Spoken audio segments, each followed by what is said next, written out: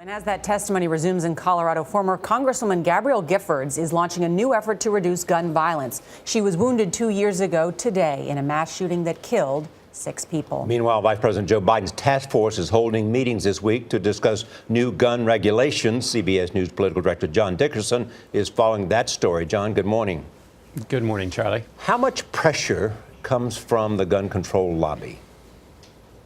Well, they're trying to increase their pressure. If you think of this debate, one way to think of it is sort of organization that the NRA has, longstanding organization in Washington versus emotion. And what the gun control lobby is trying to do is remind people of situations like in Tucson 2 years ago, or Aurora, or Newtown.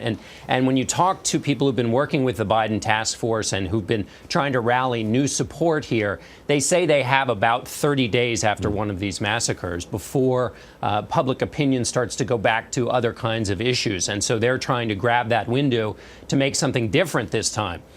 And do they believe that there is something different, though, because this was about those 20 young kids rather than normal kinds of awful, tragic shootings?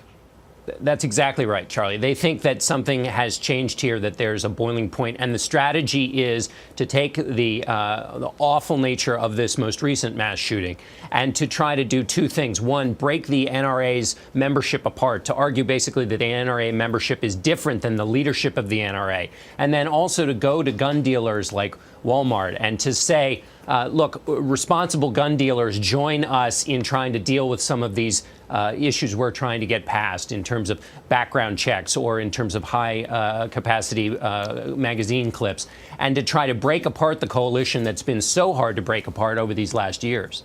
And John, what do we see now? Mayor Michael Bloomberg has sent some of his staffers down to the White House to work with Vice President Joe Biden. Do you expect at the end of the day there's going to be more executive action than legislative action on gun control?